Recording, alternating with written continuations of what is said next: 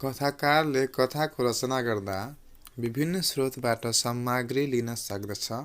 मुख्यतः इतिहास, यथार्थ, राग भाव र सौर कल्पनालाई कथानकका मुख्य स्रोत मानिन्छ।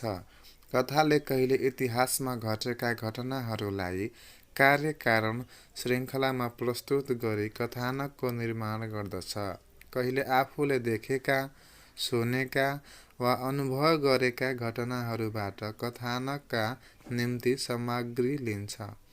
त्यस्तै कहिले कुनै खास अनुराग वा वैराग्यको भावनालाई सामग्री बनाएर कथानक निर्माण गर्दछ भने कहिले यथार्थ जीवनको गढ रहस्य उद्घाटनका लागि जीवनमा नपाइने घटना, पात्र र परिवेशको सौर्य काल्पनिक प्रयोग गर्दछ। यसरी विभिन्न 4 स्रोतमध्ये कुनै एउटा स्रोतबाट कथाकारले कथानकको चयन गरेको हुन्छ। आदि, मध्य र अन्त्य गरी कथानकको विकासका 3 भाग हुन्छन्। त्यस्तै प्रारम्भ, सङ्घर्ष, विकास, चरमोत्कर्ष, हास्य र उपसंहार गरी कथानकका 5 अवस्थाहरू हुन्छन्। कथानकको आदि भागमा प्रारम्भ र सङ्घर्ष विकास, मध्य भागमा चरमोत्कर्ष र अन्त्य भागमा हास्य र उपसंहार पर्दछन्। अब हाम्रो दोस्रो तत्त्व रहेको छ चरित्र चित्रण भनेको क्यारेक्टर। चरित्र पनि कथाको कथानक जस्तै अर्को स्थूल तत्त्व हो। कथामा प्रत्यक्ष वा अप्रत्यक्ष रूपमा आएका विभिन्न व्यक्तिहरू नै पात्र वा चरित्र हुन्। चरित्रलाई कथाको प्राण तत्त्व पनि मान्ने गरिन्छ। कथाका पात्रहरूलाई कथामा प्रस्तुत गर्ने निश्चित तरिका वा पद्धति चरित्र चित्रण पद्धति हो। कथामा प्रयोग भएका पात्रहरूको व्यक्तित्वको उपस्थापन गर्ने र उनीहरूका कार्य व्यापारलाई घटनासित संयोजित गराउने पद्धतिलाई के भनिन्छ भन्दाखेरि चरित्र चित्रण भनिन्छ। अर्को शब्दमा भन्दा विशिष्ट सन्दर्भमा पात्रको निश्चित भौतिक तथा मानसिक प्रतिक्रियाको उपस्थापन नै चरित्र चित्रण हो। कथामा कथाको उद्देश्य र कथानक अनुकूल, स्वाभाविक, सहज, जीवन्त र प्रभावकारी किसिमले पात्रको चरित्र चित्रण गरिनु आवश्यक मानिन्छ। पात्रहरूमा निजी वैशिष्ट्य र व्यक्तित्वको नौलोपन हुन सक्ने कथा प्रभावकारी बन्न सक्छ। कथामा प्रयोग हुने पात्र वा चरित्रलाई लिङ्ग, कार्य, प्रवृत्ति, स्वभाव, सामाजिक सम्बन्ध, आसन्नता, आबद्धता आदिका आधारमा वर्गीकरण गर्न सकिन्छ। कथामा प्रयोग भएका पात्रलाई लिङ्गगत आधारमा पुरुष पात्र र स्त्री पात्र गरी 2 भागमा छुट्याउन सकिन्छ। कथामा पात्रले निर्वाह गरेको भूमिका वा कार्यका आधारमा पात्रलाई मुख्य, सहायक र गौण गरी 3 भागमा विभाजन गर्न सकिन्छ। कथामा नायक, नायिका, खलनायक आदिको भूमिका आएका पात्रहरू मुख्य पात्र हुन्।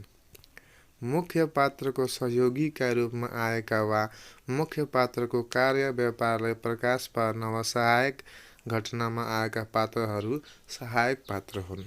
त्यस्तै कथाको कार्य व्यापारमा खासै भूमिका नभएका तर कथानकमा देखिएका पात्रहरू गौण पात्र हुन्।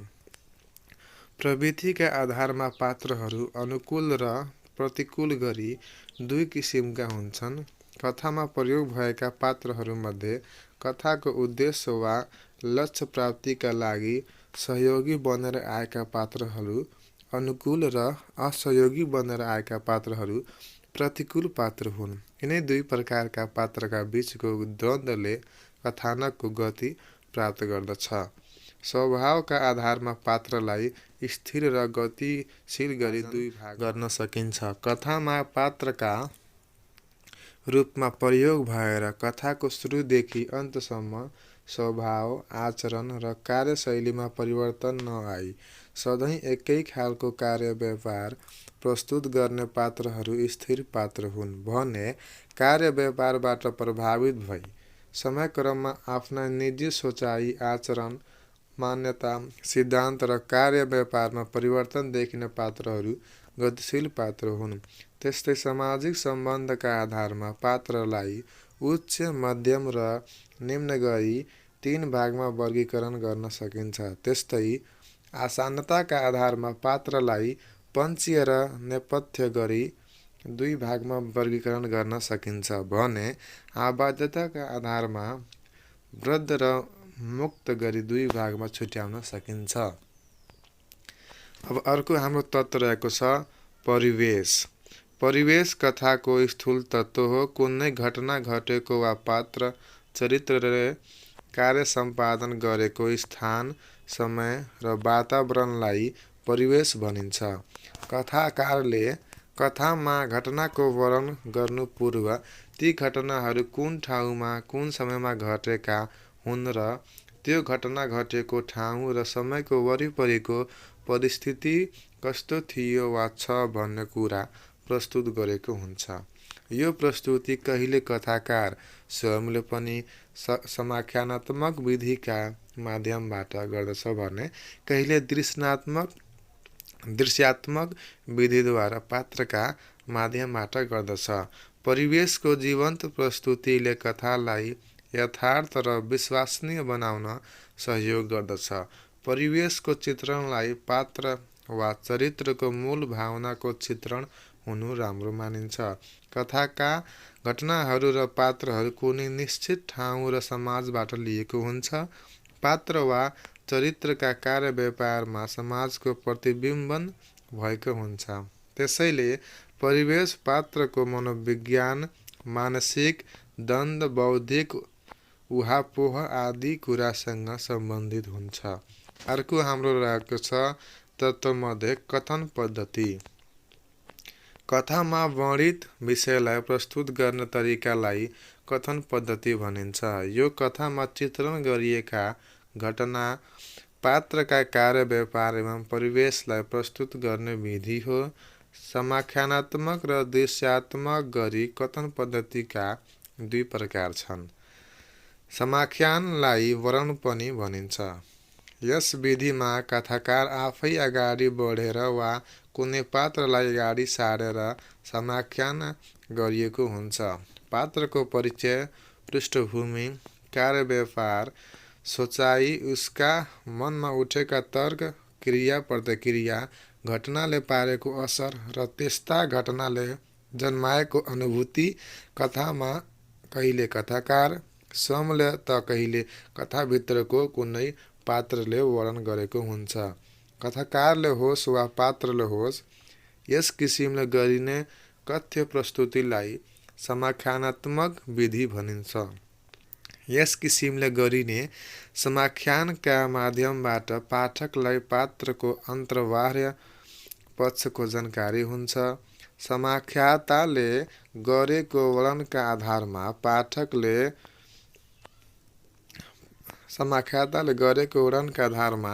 पाठकले पात्रप्रतिको आफ्नो धारणा निर्माण गर्दछ। संवादका माध्यमबाट पात्रहरूको कार्य व्यापारको जानकारी पाठकलाई दिनु दृश्यात्मक विधि हो। यस विधिमा पात्रहरू कार्य व्यापार प्रस्तुत गर्दछन् र पात्रको संवाद र कार्य व्यापारका माध्यमबाट पाठकले उसको व्यक्तित्वको जानकारी पाउँछ।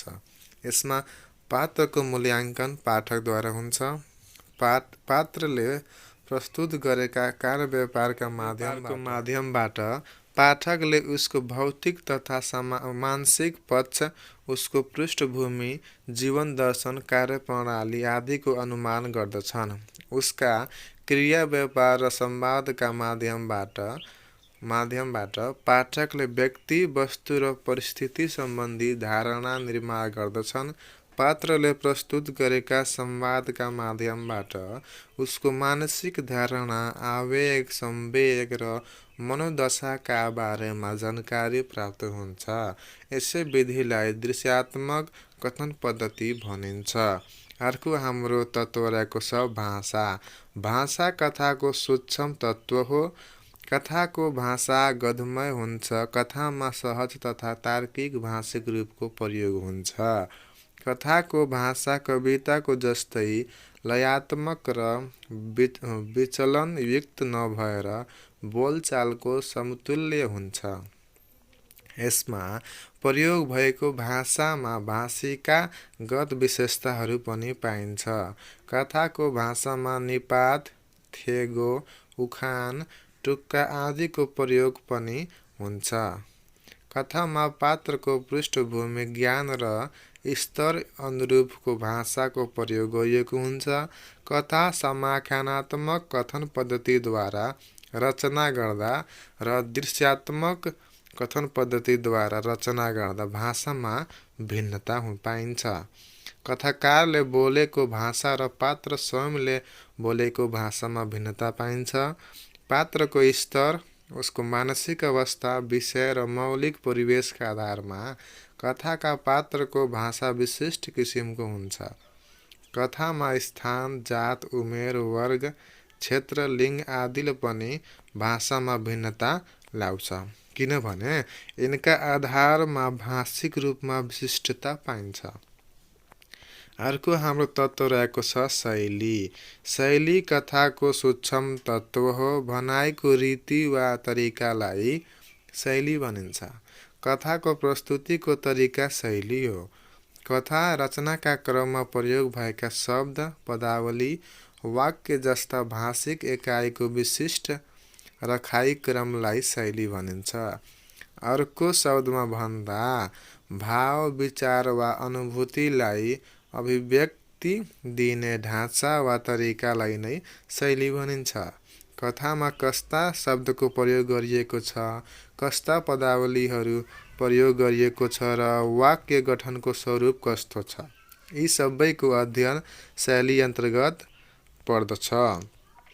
कथामा प्रयोग गरिने शैलीहरू काव्यात्मक, वर्णनात्मक, व्याख्यात्मक एवं वैज्ञानिक गरी विभिन्न प्रकारका हुन सक्छन्। सामाजिक यथार्थवादी र समाजवादी यथार्थवादी कथामा प्रयोग गरिने शैली विशेषतः वर्णनात्मक हुन्छन् भने मनोविश्लेषणात्मक, शौर्यकल्पनात्मक तथा भावात्मक कथाको शैली प्राय व्याख्यात्मक किसिमको हुन्छ। अर्को तत्त्व रहेको छ हाम्रो उद्देश्य। उद्देश्य कथाको अमूर्त तत्त्व हो। उद्देश्य वैचारिक पक्षसँग सम्बन्धित हुन्छ। कथामा उद्देश्य अनुरूपको कथानक, परिवेश, भाव, बिम्ब, प्रतीकको प्रयोग गरिएको हुन्छ।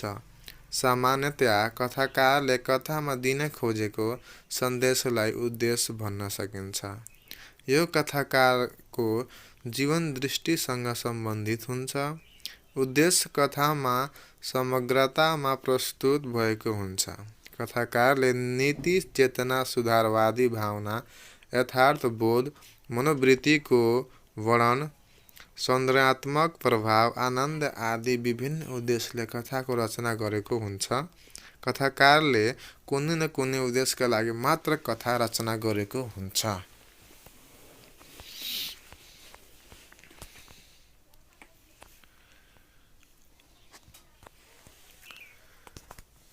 अर्को तत्त्व रहेको छ हाम्रो दृष्टिबिन्दु।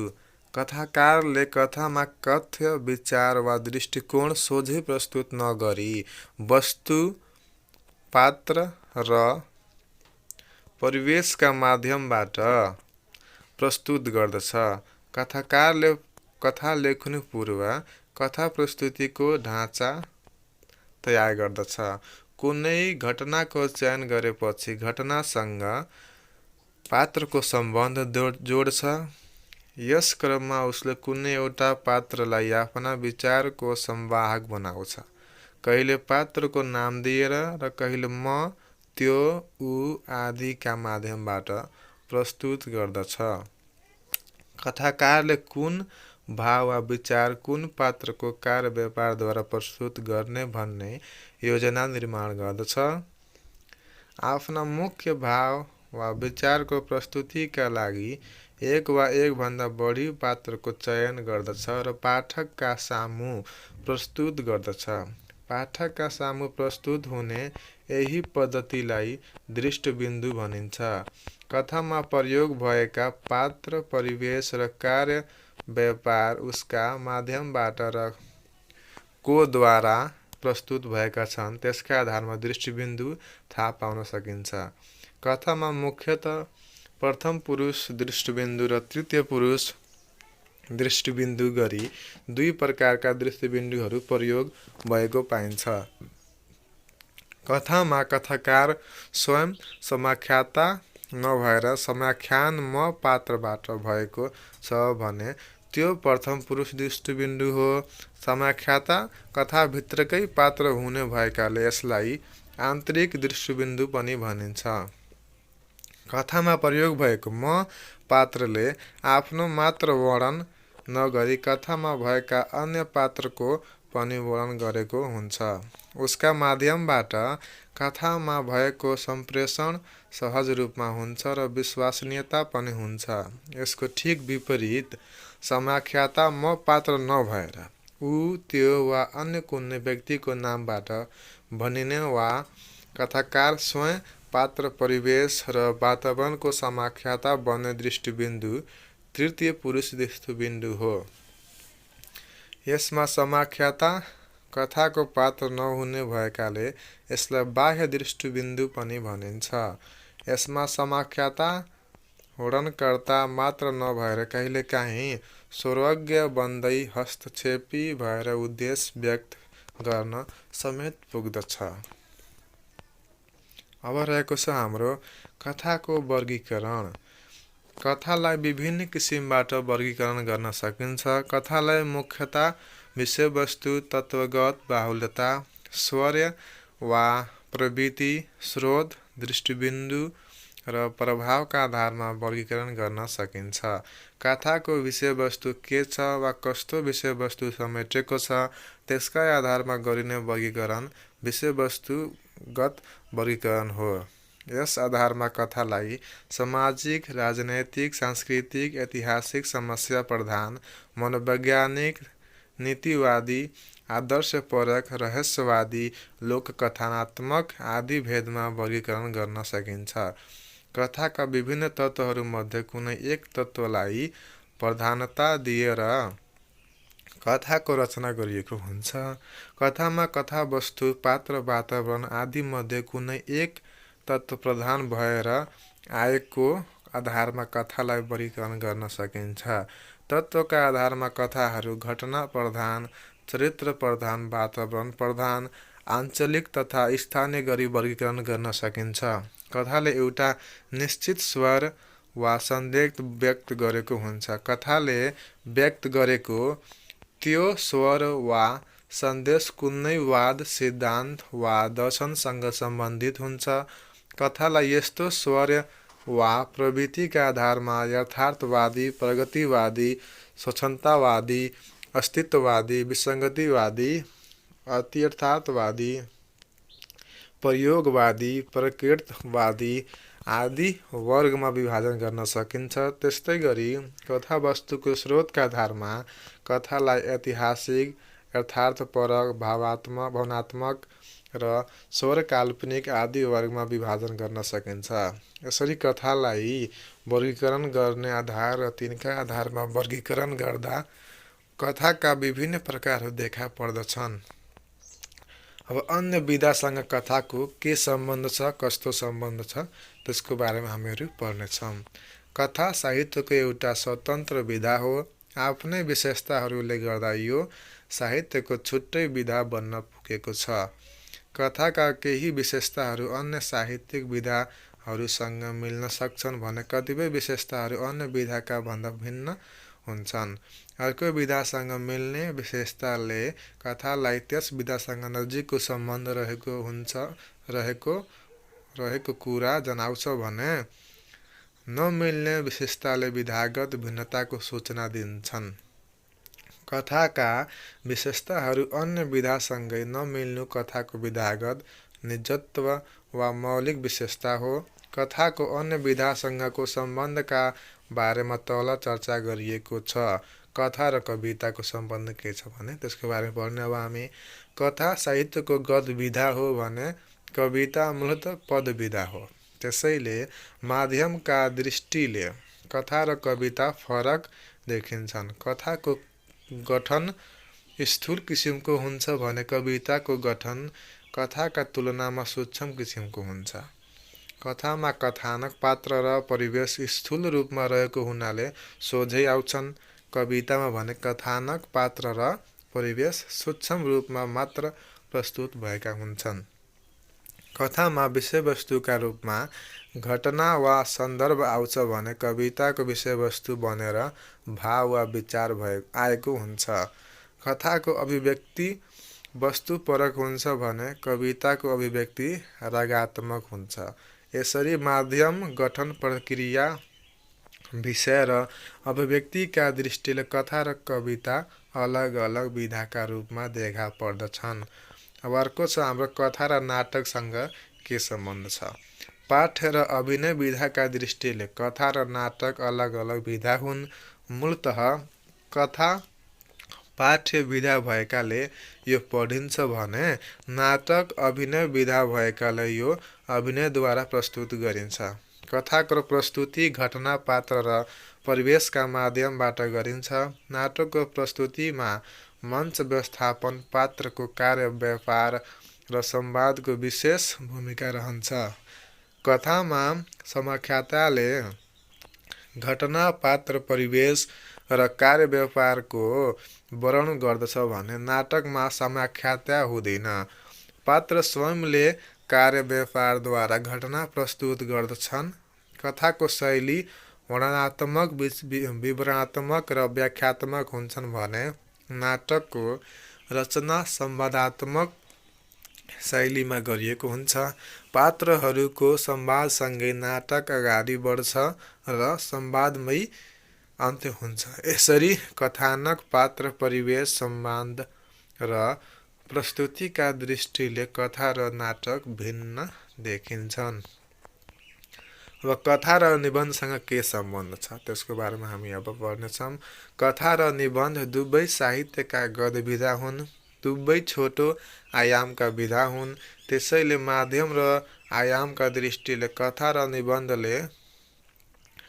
निबन्धले समानता राख्दछन्। तर पनि अन्य कतिपय तत्त्वगत भिन्नताका कारण कथा र निबन्ध अलग अलग विधाका रूपमा देखा पर्दछन्। कथा मूलतः आख्यानात्मक विधा हो।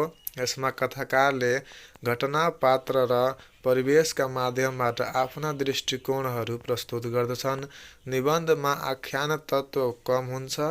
निबन्धकारले निजी विचार, भावना वा अनुभूतिलाई निजात्मक पाराले प्रस्तुत गर्दछ। त्यसैले कथा निव्यक्तित्व र विषयगत विधा हो भने निबन्ध व्यक्तित्व र आत्मपरक विधा हो। कथामा विषयको प्रस्तुतिमा जोड दिएको हुन्छ भने निबन्धमा भावाविक व्यक्तिमा जोड दिएको हुन्छ। कथा वर्णनात्मक, विवरणात्मक र व्याख्यात्मक शैलीमा लेखिएको हुन्छ। यसका विपरीत निबन्धको शैली विश्लेषणात्मक हुन्छ। कथाकारले घटना, पात्र र परिवेशको सन्तुलित रूपमा संयोजन गरेको हुन्छ भने निबन्ध बाह्य तरङ्गमा प्रस्तुत हुने भएकाले विशृङ्खलित हुन्छ। कथामा विषयको प्रस्तुति क्रमबद्ध हुन्छ र क्रमहीन भए पनि सन्दर्भले क्रमिकतालाई अवलम्बन गरेको हुन्छ। निबन्धमा त्यस्तो क्रमबद्धता भइरहने आवश्यकता पर्दैन। दृष्टिबिन्दुका हिसाबले पनि कथा र निबन्धमा भिन्नता पाइन्छ। कथा तृतीय पुरुष र प्रथम पुरुष दुवै दृष्टिबिन्दुका माध्यमबाट प्रस्तुत गरिन्छ भने निबन्ध प्रथम पुरुष दृष्टिबिन्दुमा प्रस्तुत भएको हुन्छ। अब अर्को रहेछ हाम्रो कथा र उपन्याससँगको सम्बन्ध।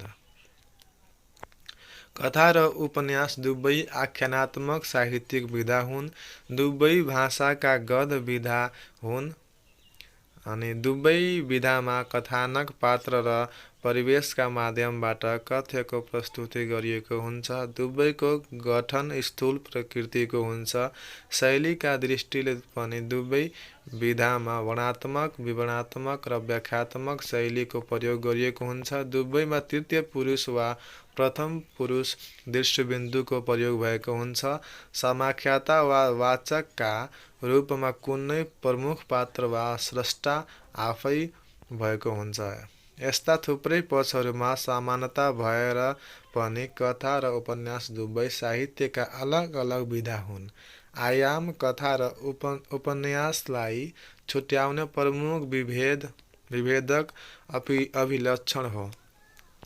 कथा लघु आयामको हुन्छ र यसमा जीवनको एक पक्षको महत्त्वपूर्ण घटनाको वर्णन गरिएको हुन्छ। यसका विपरीत उपन्यासको आयाम बृहत हुन्छ। उपन्यासमा जीवनको बृहत्तर पक्षको प्रस्तुति गरिएको हुन्छ। कथा कुनै एउटा मुख्य विषयमा मात्र केन्द्रित हुन्छ भने उपन्यासले एउटा मूल विषयलाई समातेर त्यससँग सम्बन्धित भएर आउने अन्य सहायक विषय, प्रसङ्ग र सन्दर्भलाई समेत प्रस्तुत गरेको हुन्छ। कथाको घटना र आयाम सानो हुने भएकाले त्यसमा थोरै पात्रहरूको प्रयोग भएको हुन्छ भने त्यसका तुलनामा उपन्यासमा धेरै पात्रहरूको प्रयोग भएको पाइन्छ। थोरै पात्र र छोटो आयामको भएर पनि कथा आफैमा पूर्ण साहित्यिक विधा हो। कथालाई तन्काएर उपन्यास र उपन्यासलाई छोटाएर कथा बनाउन सकिँदैन।